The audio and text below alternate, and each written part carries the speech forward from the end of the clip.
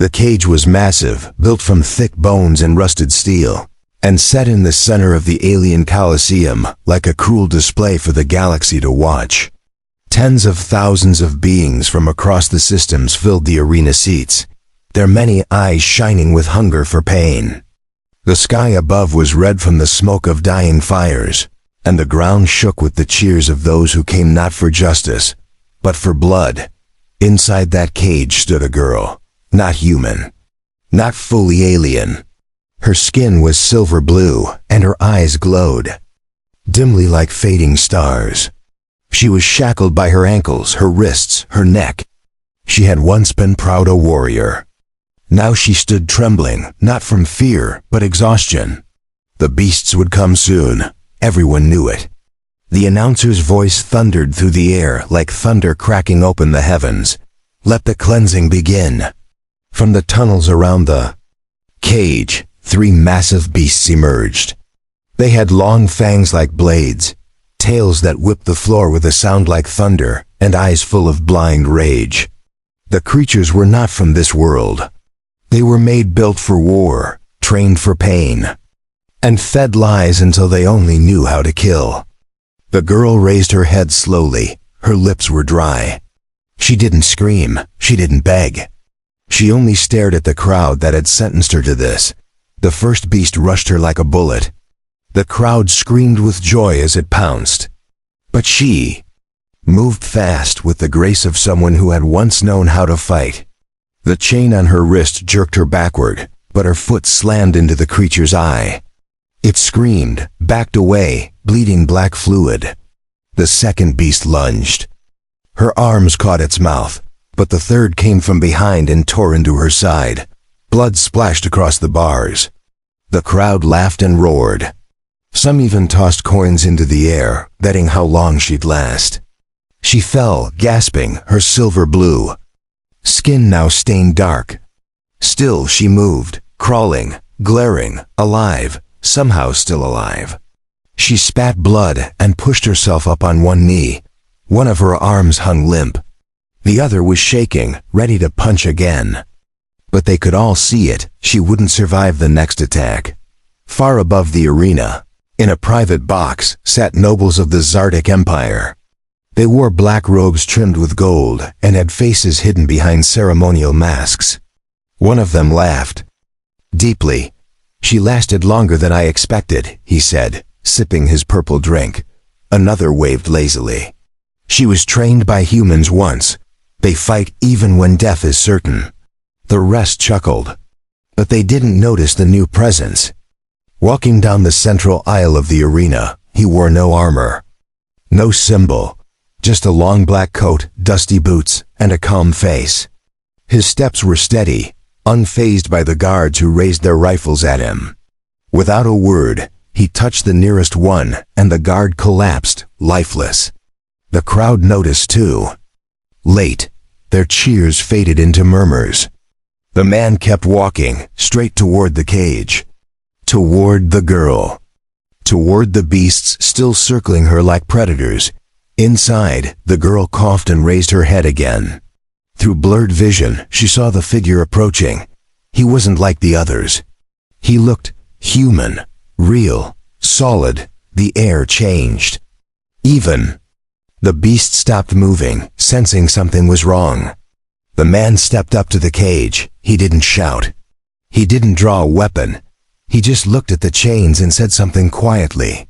The shackles exploded open like they had been made of paper. The arena fell silent. No one moved. No one cheered.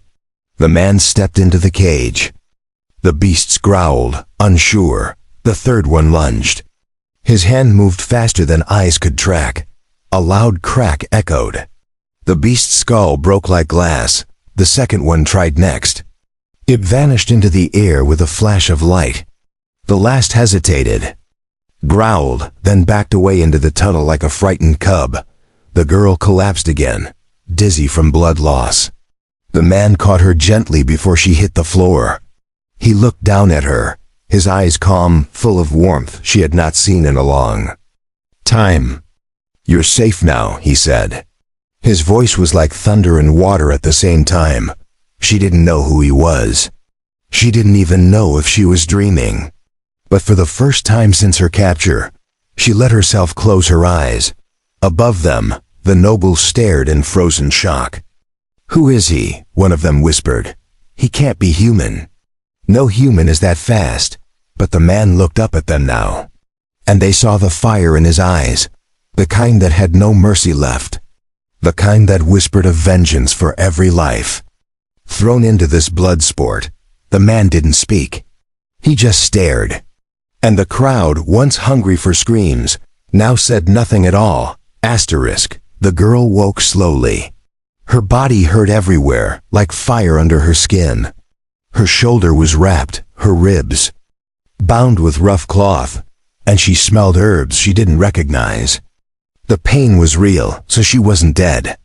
She blinked and saw a small flame beside her, flickering gently in a broken clay bowl. And then, sitting just beyond the light, was him. The human. He wasn't watching her. He was sharpening a knife, the sound smooth and steady. His coat was dusty and torn at the sleeves. His face looked tired, like someone who had not slept for many nights. But his eyes were still calm, and when he noticed she was awake, he stopped and turned to her without any fear. "You're lucky," he said in a quiet voice. "Most don't last 3 minutes with those beasts." She didn't answer at first. Her mouth was dry. She tried to speak, but only air came out. He handed her a flask of water and waited patiently as she drank. Then she asked in a hoarse voice, "Why did you help me?" The man didn't answer right away. He leaned back against the wall and looked out at the empty ruins around them. They were in some hidden place, away from the Colosseum.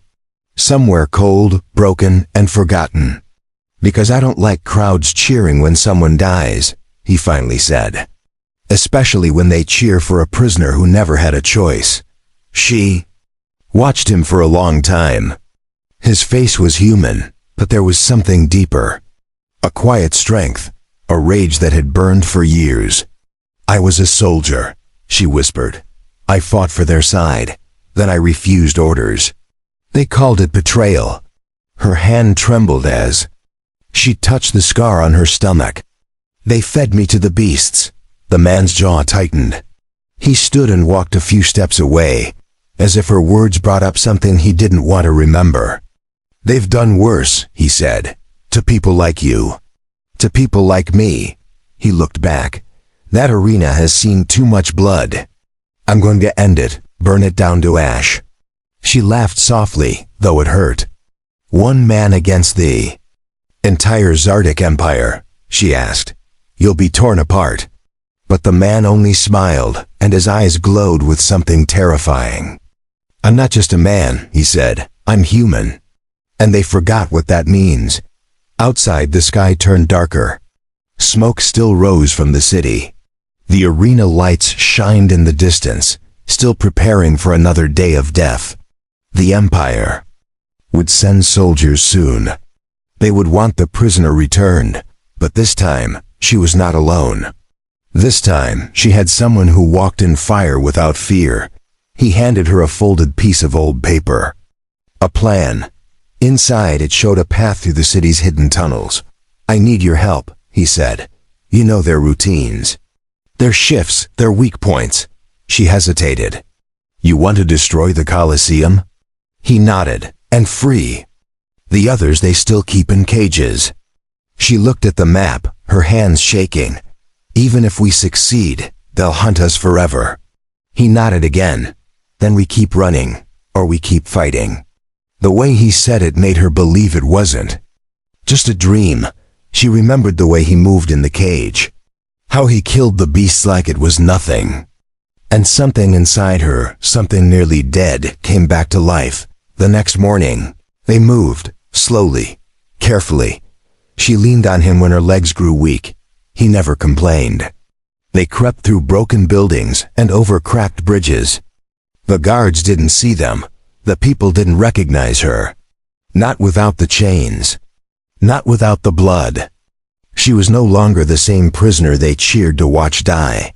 They reached a tunnel behind the Colosseum wall by nightfall. She had been here before, once as a soldier, once as a prisoner.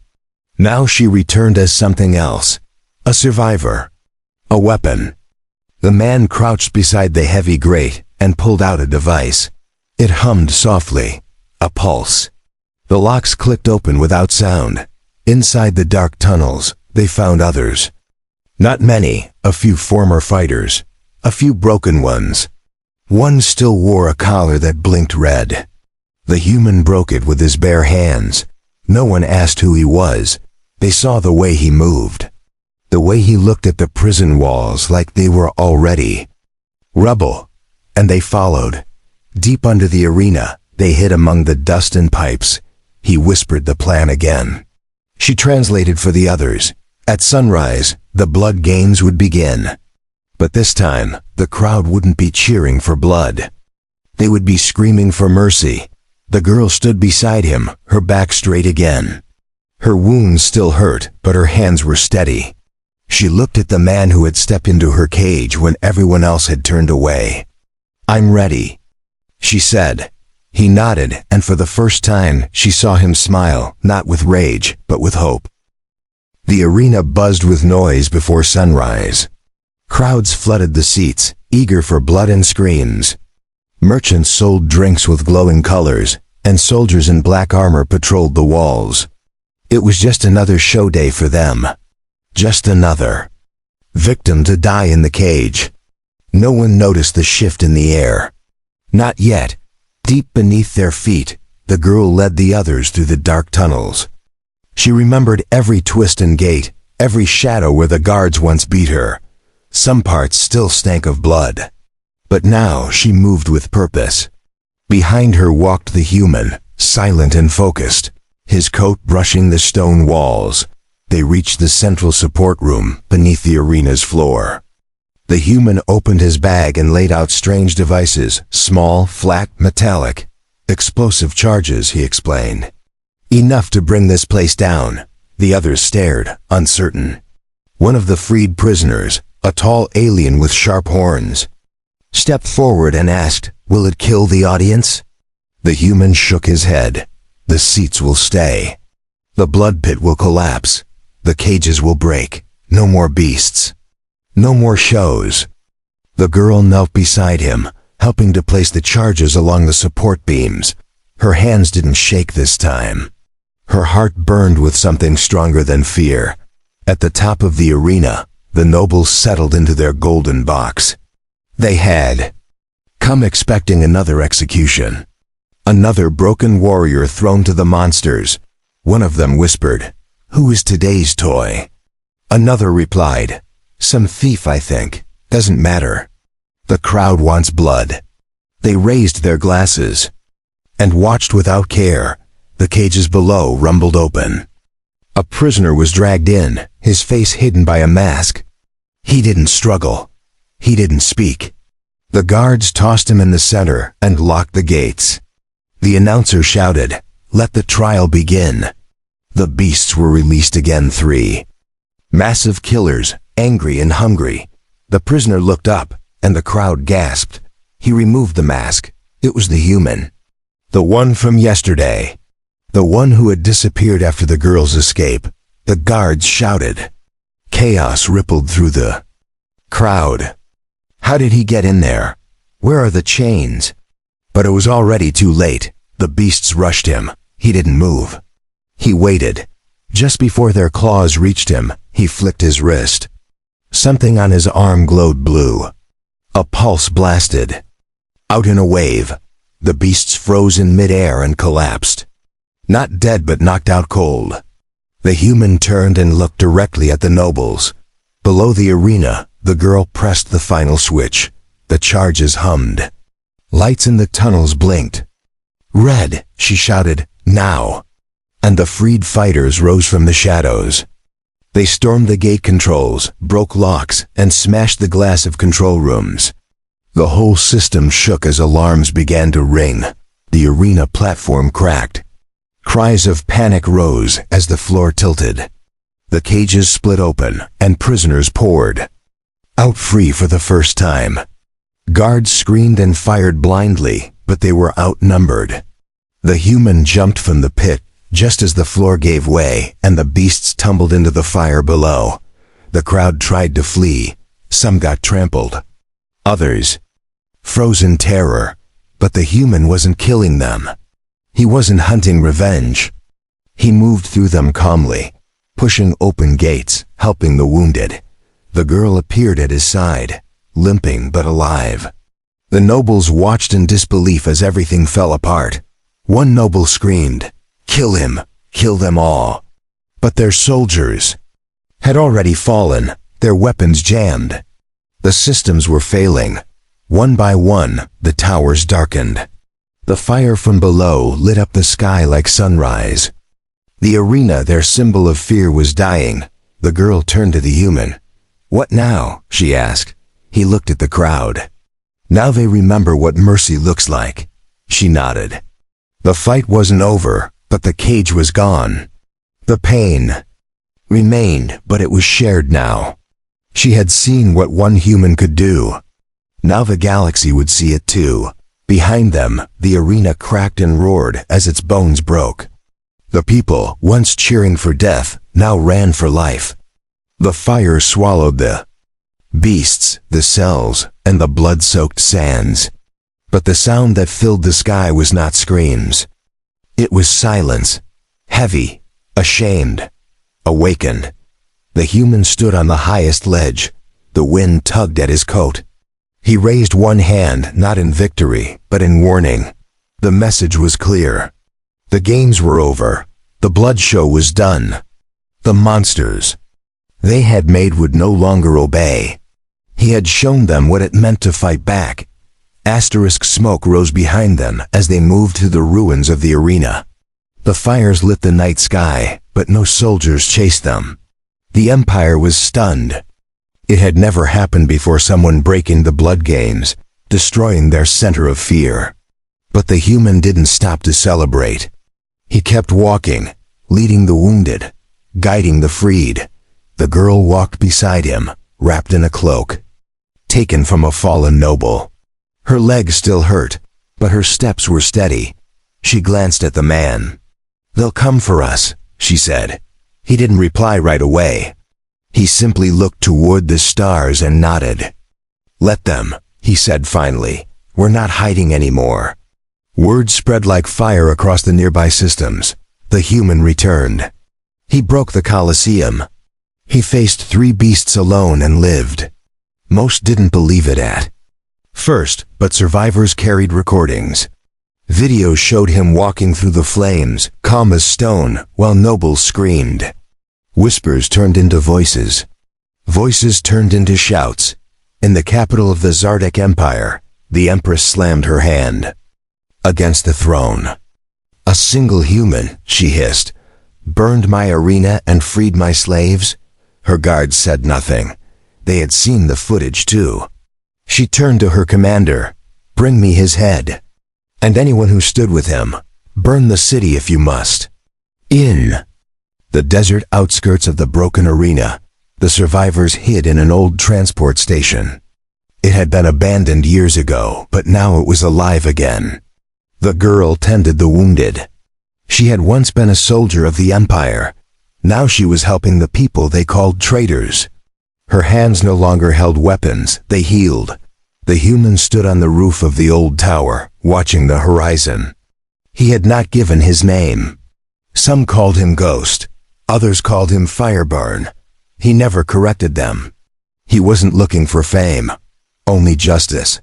Only change. He knew this fire would spread. And the Empire would come harder than before. They prepared. The girl trained the others how to move in squads, how to use cover, how to fight together. She had scars and a limp, but when she raised her voice, even the strong listened. The human taught the rest. Not just how to kill, but how to think. "Don't fight like they want," he said. "Fight like humans." One night an old prisoner approached him. He had a collar scar on his neck and metal fingers. "Why do you fight for us?" he asked. "You're not one of us." The human looked at him for a long time. "You were chained for being weak. I was cast out for being dangerous." They feared both of us for different reasons. Now we fight together. On the 6th night, the enemy came. Hundreds of black-armored soldiers dropped from the sky in burning ships. They surrounded the station fast. Floodlights blinded the windows. Loudspeakers screamed, "Surrender the human and die quickly. Resist and suffer forever." The fighters inside looked to the man in the black coat. He didn't raise his voice. He just walked to the center of the room and opened a metal case.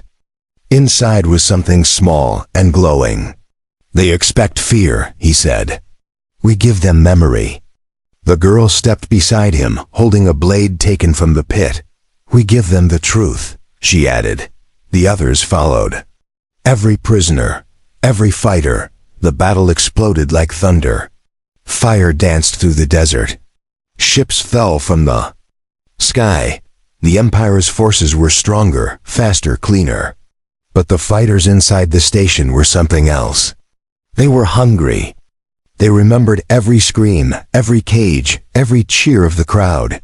The human moved like lightning. The girl fought like a storm. At the top of the broken watchtower, the human faced the enemy commander. She was tall, armored, and cold. "You ruined everything," she growled. "You embarrassed the Empire." He stared at her without blinking. "No," he said. I reminded them. Then he struck. The fight was short, brutal, and final. The commander fell, and her helmet rolled away in the sand. By sunrise, it was over. The station burned, but so did the enemy's hope. Survivors scattered into the mountains, carrying the story. The fire had spread. The Beast Games were no longer a show, they were a warning. Because someone had made them all silent. And now silence followed every Empire step. The girl stood by the gate, holding a cloth over her wound. The human walked up beside her, covered in blood and dust. "They'll send more," she whispered. He nodded. "Good," he said. "Let them come," she smiled. It wasn't a smile of peace, but of strength. Because they knew now, they were not prey anymore. The Empire's flames spread faster now, not to burn others, but to hide their shame. Across star systems, the rulers shut down their arenas. They erased records. They silenced witnesses. But it was too late. The recordings were already out. Images of the human walking through beasts, breaking chains, burning the pit, now danced across every screen. He didn't care for fame. He avoided cities and cameras. But people followed. Not because he asked, because they believed. The girl walked beside him, her limp now barely noticeable. She had become a symbol to the caged warrior who lived. Those who had cheered for her death once now carried her story with pride. In the deep mining colonies of Tarka 4, old workers who had never fought picked up tools and joined the growing resistance.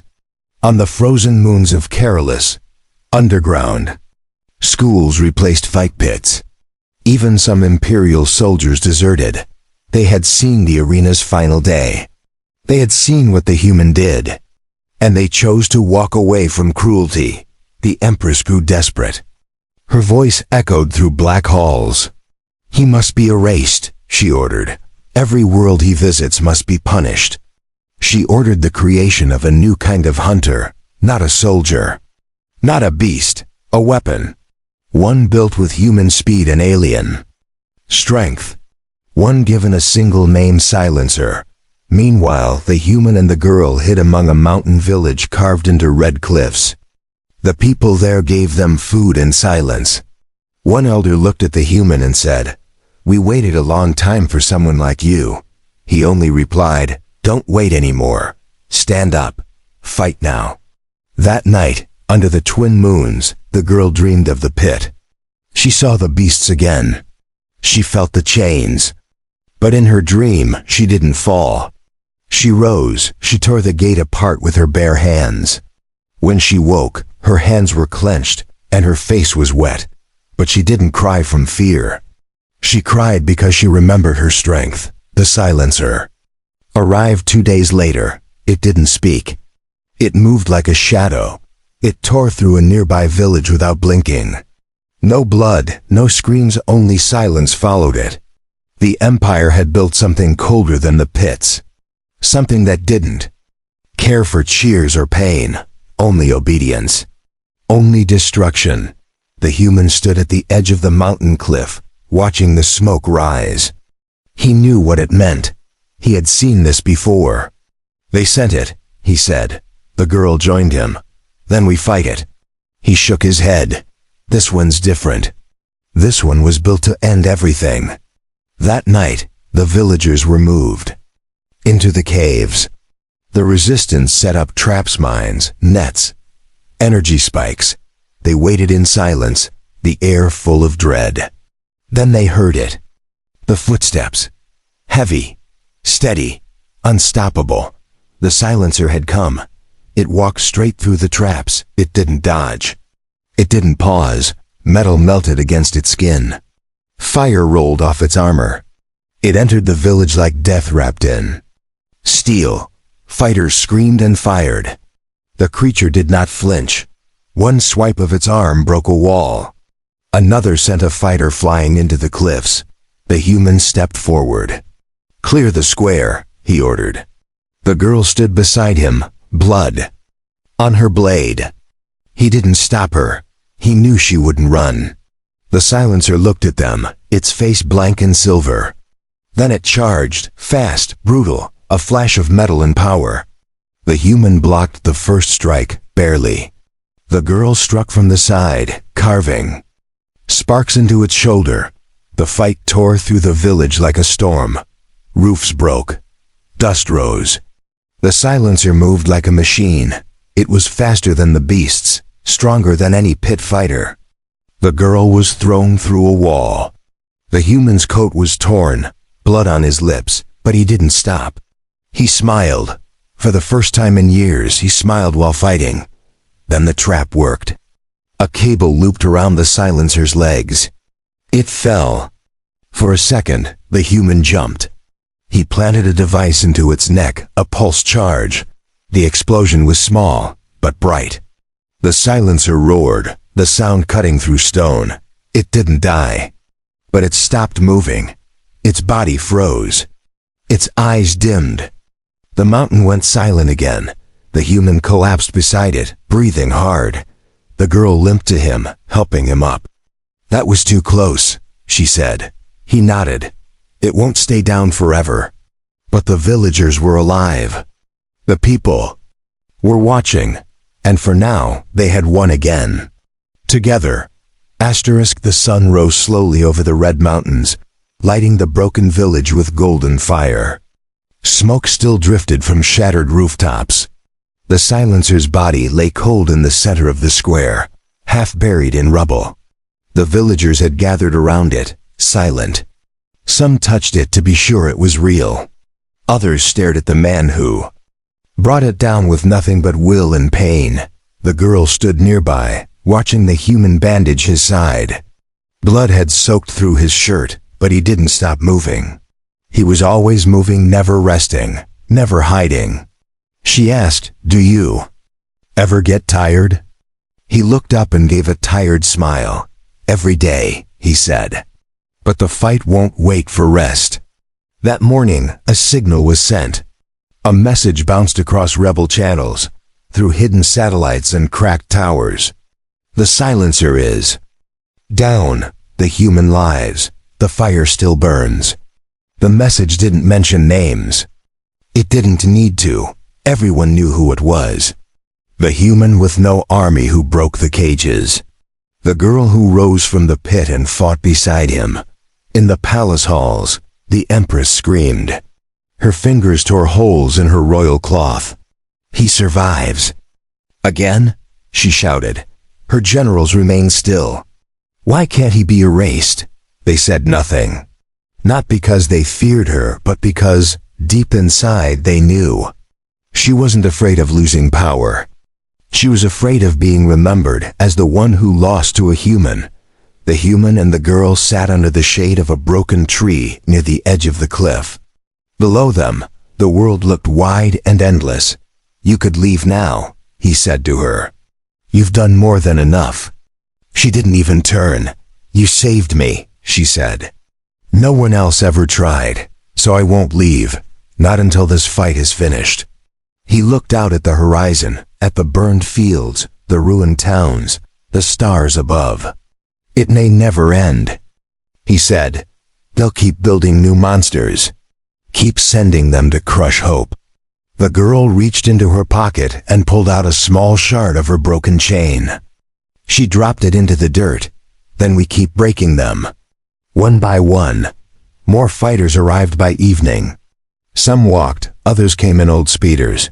They had no banners, no ranks, just faces hard with truth.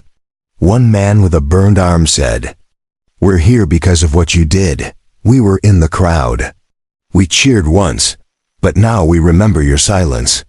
And we can't stay silent anymore." They rebuilt the village, not just to survive, but to send a message. Every stone laid became part of something greater. A place where no screams would echo, no chains would rattle. The girl trained others not as killers, but protectors. The human moved among them like a ghost with fire in his chest. He didn't lead with orders. He led with action. Soon more worlds stopped the games. The arenas crumbled.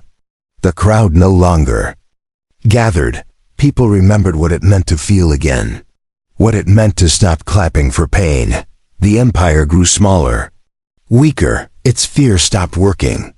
Because now, even the helpless knew they could fight. They could stand. They could roar without chains. In time, the human disappeared. Some said he was killed in a last battle. Others believed he walked into the stars. But the girl remained. She told the story not with legend, but truth. She showed her scars. She told them of the day she was thrown to the beasts. And of the moment a human stepped into her cage and changed everything. And when someone asked her what he was like, she would smile and say, "He didn't speak much. But when he did, the monsters listened." Then she would walk away, blade at her side, coat on her shoulders, and eyes full of fire. Because she was no longer the girl from the pit. She was the silence that followed the roar. And across 1,000 worlds, when people spoke of the day the crowd cheered for her death and saw her rise, they didn't remember the beasts. They didn't remember the nobles. They remembered the silence, the kind that didn't need shouting. The kind that came when one human stepped forward and made them all stop.